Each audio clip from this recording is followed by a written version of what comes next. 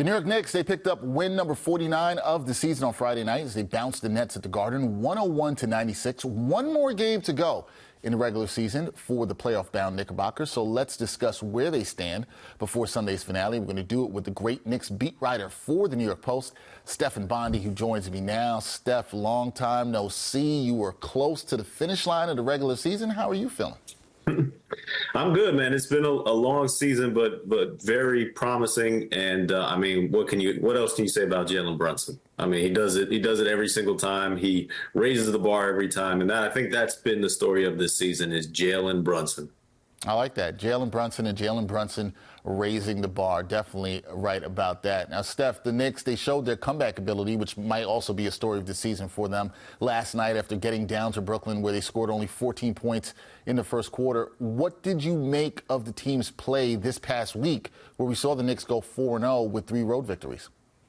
Well, I think they showed tremendous resolve. They've been in a situation all season long where it's like, all right, they've been dealing with a lot of injuries. Finally, they're starting to bring guys back. They're trying to incorporate them at the same time. OG Anunoby has only just recently come back from his setback, and he's looking a lot better. It seems like Mitchell Robinson seems to be getting his act together. Isaiah Hartenstein, although he didn't play last night, his minutes restrictions look like it was finally off in Boston.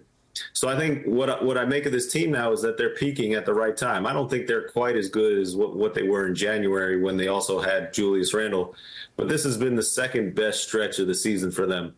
And it's coming at a good time because the playoffs, like we said, are right around the corner. And right here, right around the corner, one game left. We're going to talk about this game because the Knicks, they have their chance to get win number 50 on Sunday.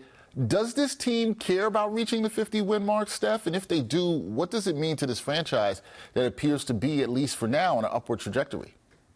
Yeah, I mean, the number 50 for them probably I haven't had this discussion with them, but I don't think it means that much to this individual players and the coaches. But what it symbolizes to maybe the fan base and to, the people like me covering the team is that this franchise is kind of it's flipped on its head. I mean, I've been covering this team since 2015. I've seen a lot of down years. I've seen a lot of disasters. But under Tom Thibodeau, and especially when you factor in Jalen Brunson and what he's done, you can look at where this franchise is now, and 50 wins is special just because, they hadn't done it since 2013 with Carmelo Anthony in that 1 year. And ever since then, it's been a wreck until Tom Thibodeau and Jalen Brunson, and even before Jalen Brunson when Julius Randle had that one great year. So it's a symbol, but I think more important is where it puts them, where that 50 win puts them in the playoff picture. Yeah, we'll see where it puts them in the playoff picture. And speaking of that playoff picture, a Knicks win over the Bulls on Sunday and a Bucks loss would give New York the 2nd seed heading into the playoffs. With how jumbled the Eastern Conference playoff picture is heading into the final day of the regular season, Steph, this is a question I've been hearing a lot from Knicks fans. Is the team better off finishing in the 2 spot or the 3 spot? What do you say?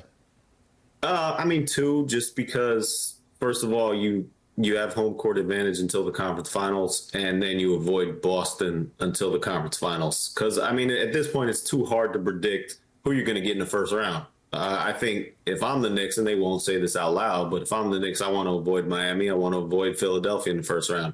You don't know how that's going to happen because there's, like you said, it's so jumbled that I think those teams can finish anywhere from, and I'm not exactly sure because it's so jumbled, but I think it's anywhere from 5th to 8th.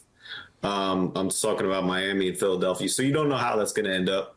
But I think what you can control is getting into the 2nd seed and hoping that Milwaukee loses. And they can only do that by beating Chicago. So I think, if I'm the Knicks, I'm saying I'm going to try to win this game. I'm trying to get the 2nd seed because it's going to give us the best position to get to the conference finals and maybe pull off an upset there. Yeah, and that's what Knicks fans would absolutely like to see. So they head into this game against the Bulls on Sunday. The Bulls, they're locked into the 9th spot in the play-in tournament. How do you expect Tom Thibodeau and company to approach this game in terms of rotation minutes and playing time for starters? How do you expect them to approach this one?